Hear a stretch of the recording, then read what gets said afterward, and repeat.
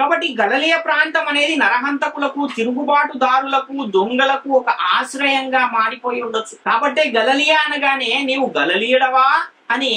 పేతురు గారినే అడిగిన సందర్భాలు కొన్ని కనపడతాయి మనకు. నీవు గలిలయుడవా అని యేసుక్రీస్తునే పిలాతు గారు అడిగిన ఒక సందర్భం కూడా కనపడుతుంది. అందుకే అక్కడ అందరూ నరహంతకులు, తిరుగుబాటుదారులే ఉంటారు అన్న పేరు ఆ ప్రాంతానికి ఉంది కనుకనే నజరేతు నుండి మంచిదేదైనా వచ్చునా అన్న మాటను కూడా ఇక్కడ నతనయేలు గారు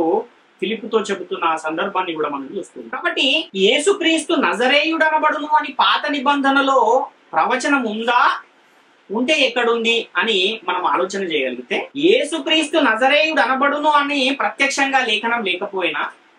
నజరేత్ అనే ఆ ఊరికి వారిచ్చే నిర్వచనం ఏంటంటే ఎక్కువగా అక్రమకారులు, తిరుగుబాటుదారులు, నరహంతకులు అక్కడ ఉంటారు అని వారి హృదయాలలో ముద్రించబడిపోయింది కనుక ఆ తిరుగుబాటు చేసేవారు, అక్రమకారులు, ప్రజలను ప్రేరేపించేవారు నరహంతకులు అని ఎవరిని గూర్చి చెప్పినా వెంటనే వారు అడిగే ప్రశ్న ఏంటంటే నీవు గలిలయుడవా అనే ప్రశ్న వారి మధ్యలో ఉత్పన్నమయ్యేంతగా పరిస్థితులు అక్కడ కనబడుతుంది. కాబట్టి ఇప్పుడు ఈ ప్రవచనము ఎక్కడ ఉంది, యేసుక్రీస్తు వారు నజరేయుడు అనబడును అన్న ఈ ప్రవచనం ఎక్కడుంది, ఏ ప్రవక్త ఆ మాటను చెప్పాడు అన్న ఆ విషయాన్ని కూడా మనం గమనించినట్లయితే యెషయా గ్రంథము 53వ అధ్యాయము 12వ వచనాన్ని మనం ఒకసారి ఆలోచన చేయగలిగితే, కావున గొప్పవారితో నేను అతనికి పాలు పంచిపెట్టెదను, ఘనులతో కలిసి అతడు కులసము విభాగించుకొనును, ఏలయనగా మరణము నొందునట్లు అతడు తన ప్రాణమును ధారపోసెను, అతిక్రమము చేయు వారిలో ఎంచబడిన వాడాయను, అనేకుల పాపమును భరించుచు తిరుగుబాటు చేసిన వారిని గూర్చి విజ్ఞాపనము చేసెను అని మనకి ఇక్కడ ఒక లేఖనం కనబడుతుంది. అంటే యెషయా గారు చెప్పిన ఈ ప్రవచనము గనుక మనము దాని భావాన్ని మనం ఆలోచించగలిగితే, దాని సారాంశాన్ని గనుక మనం ఆలోచించగలిగితే, అక్రమము చేయు వారిలో ఎంచబడిన వాడాయను అన్న ఈ మాట,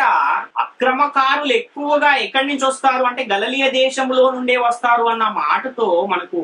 సరిపోతుంది. కాబట్టి ఈ అతిక్రమము చేయు వారిలో ఎంచబడిన వాడాయను, అనేకుల పాపమును భరించుచు తిరుగుబాటు చేసిన వారిని గురించి విజ్ఞాపనము చేసెను అన్న ఈ ప్రవచనము యేసుక్రీస్తు నజరేయుడు అనబడును అన్న ఆ ప్రవక్తలు చెప్పిన మాట నెరవేరునట్లు ఇది జరిగెను అన్న ఆ మాటకు ఈ లేఖనం సరిగ్గా సరిపోతుంది అన్న విషయాన్ని మనం గమనించాలి. అంటే యెషయా గ్రంథములో చెప్పబడిన అక్రమకారులలో ఒకడుగా ఎంచబడ్డాడన్న ప్రవచనాన్ని బట్టి మత్తయి గారు యేసుక్రీస్తు నజరేయుడు అనబడును అని చెప్పాడు అనే విషయాన్ని కనుక మనం ఆలోచన చేయగలిగితే అది మనకు చాలా చక్కగా దాని భావము మనకు అర్థమవుతుంది అన్న విషయాన్ని గమనించాలి.